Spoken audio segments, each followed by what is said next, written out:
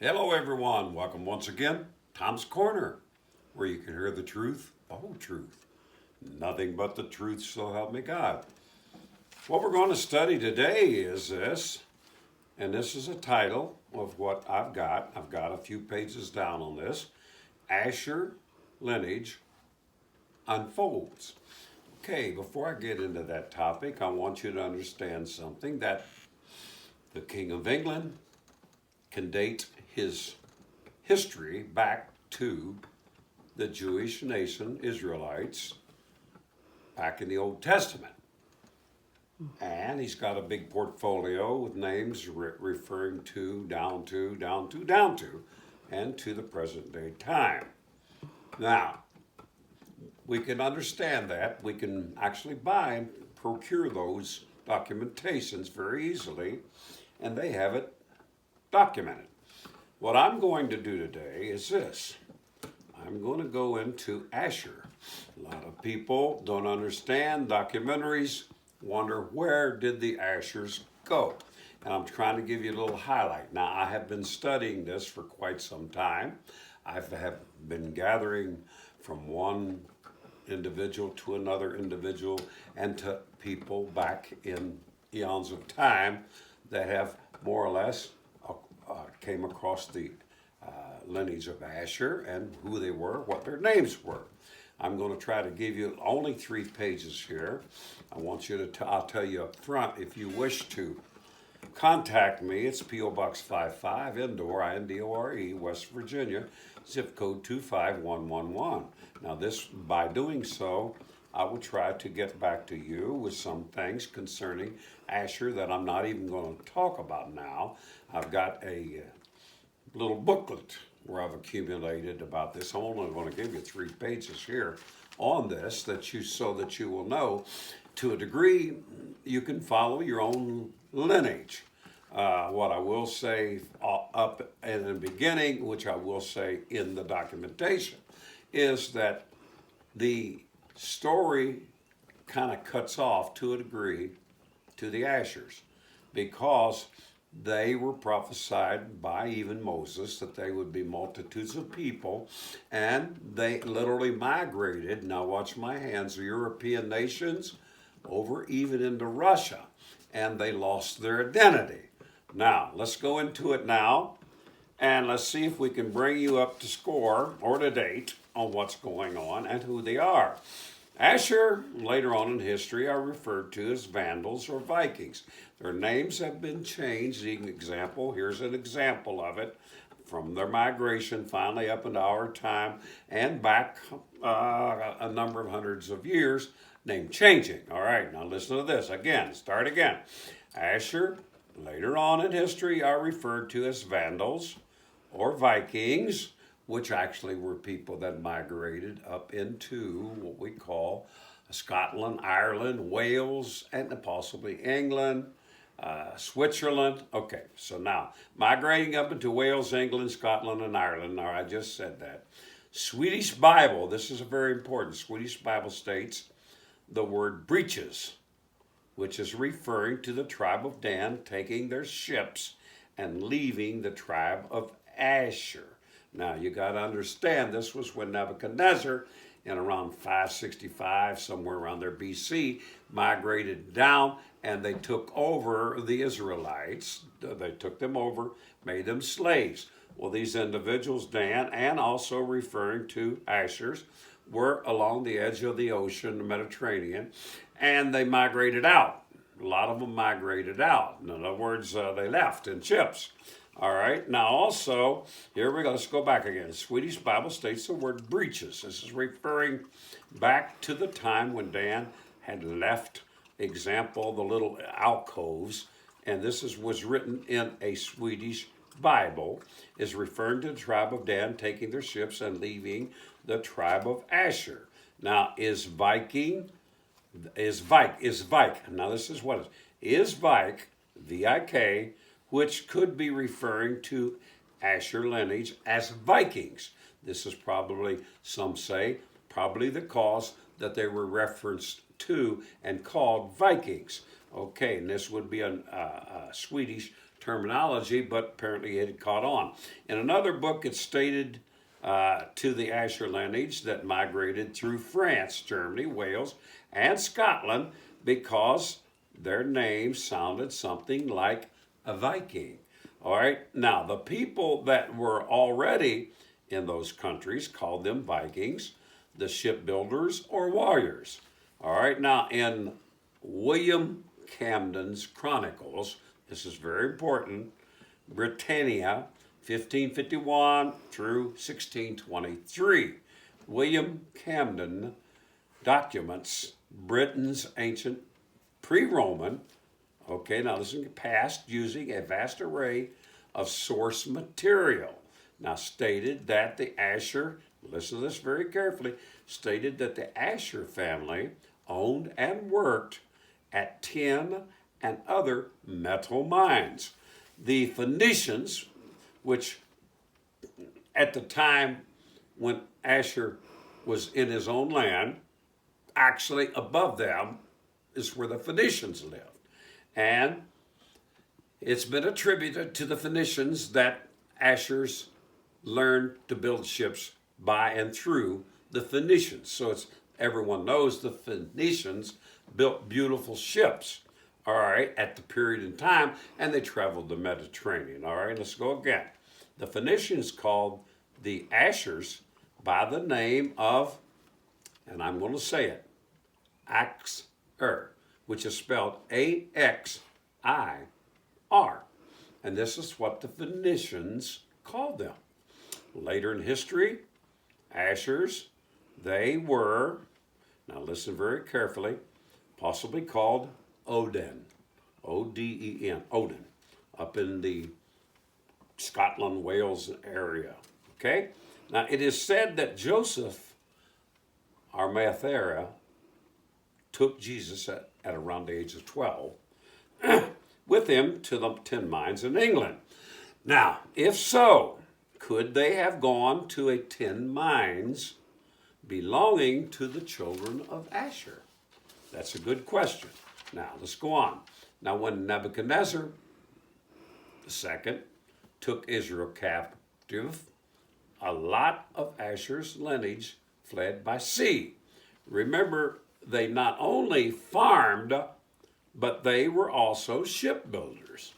And a lot migrated toward Europe and even to Russia, and through time had lost their identity and even their family name. Yet we find Anna.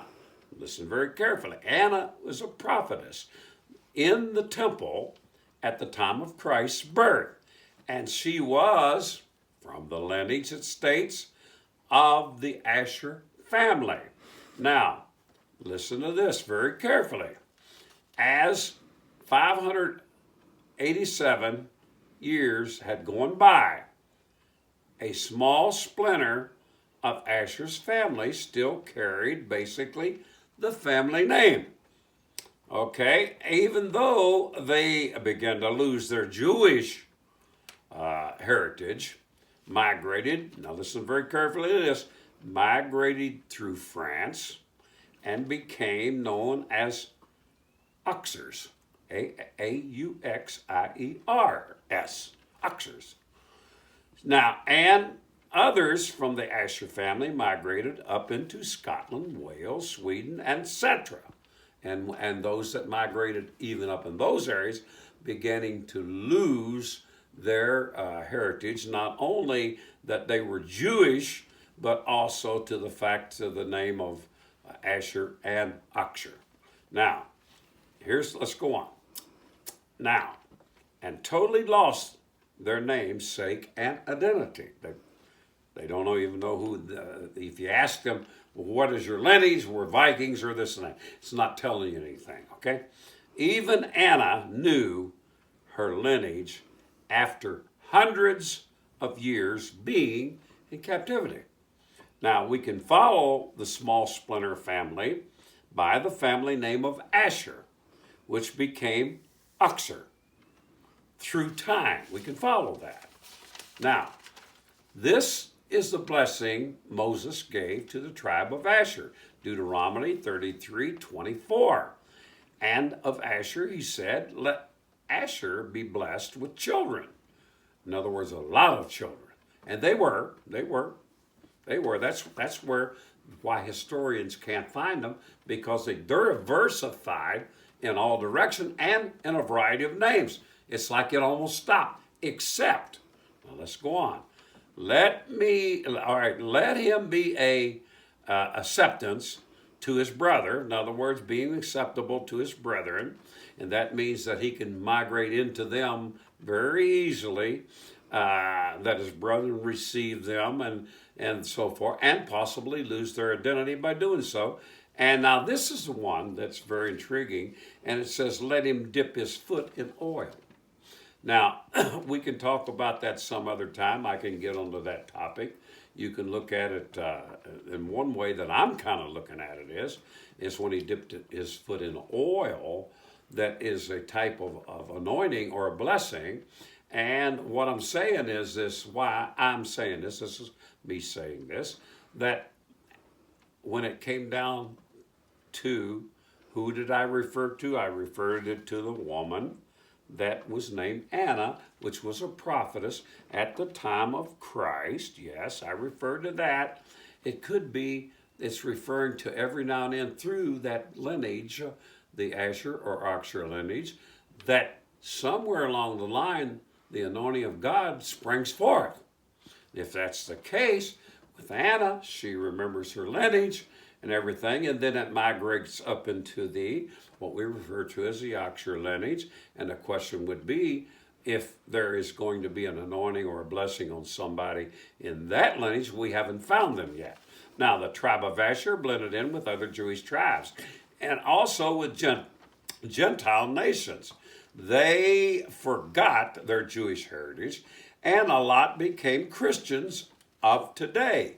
Okay, it is impossible to trace their lineage except, now listen to this part, except for one fine splinter which can be traced, and it is only because they kept their namesake. Now, what we're following here is not individuals, but we're following the name, because it is such an unusual name. We're following traces of that name, which was referred to as Oxer, A-U-X-I-E-R, O-X-Y-E-R, a variety of deals, but it sounds, and still today even sounds like Oxer and Asher, Oxer. You see what I mean? In a reaction. And one of the reasons possibly why the deviation is because, as you know, like example, the Jewish people that are Levitical priesthood, they call their names Cohens. Why did they do that? So that people wouldn't recognize them basically as Jews, okay? And they knew that the world constantly hated the Jews even prior to what we would call, to example, we know in the Holocaust, they hated Jews. Even today, they're bringing that back, the hatred towards Jews. So it's common sense that you would not want them to know you were a Jewish lineage person. All right, now let's go on. Now, they kept their namesake throughout their history, which is the Asher lineage. Remember Anna, in the temple, a prophetess at the time of Jesus. Now, if you want to look that up, you can look it up in Luke 2, 36 and 38. She was from the tribe of Asher. Okay, so for over 500 some years, her family lineage and their family knew who they were. Okay?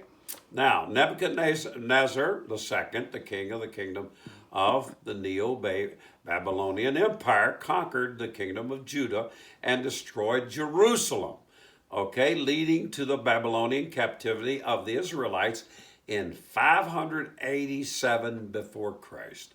Now, look up, here's a project for you. You want a little tidbit? This is a tidbit. I'm going to throw it in. Like I said, I'm compounding a small booklet that's telling you a lot more detail.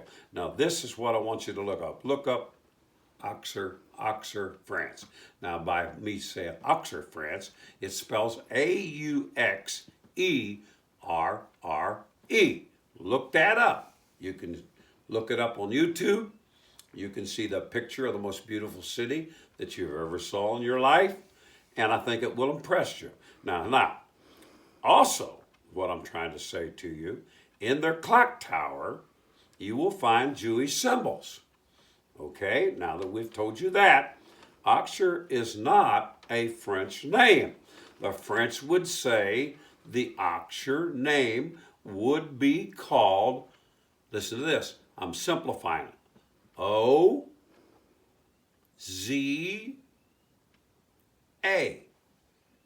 And they would say it's pronounced A-Z-A. Okay? A-Z-A is how the French would pronounce it. But, now listen to this very carefully, yet the city, Oxer, is called, listen to this, even today, it's either Oxur, S-U-R-E, or Oxer, S-U-R. That's how they pronounce the name, the way that the Oxers pronounce their name. Now, let's go on. Even today, you can look that up and find that. And it's a very prosperous, little, beautiful city. Now, around the 12th century, this is what you have. I'm bringing this forth. Around the 12th century, all Jews were cast out of France. Now, you basically cannot find any Oxers in France. If you look up trying to find the Oxer lineage in France, you're not really going to find them there. And that's because they cast out in the 12th century all of the Jews that were there. And the reason that you cannot find them there like that is because they cast them out. And why did they cast them out? Because they wanted their property. The country was in a dire strait.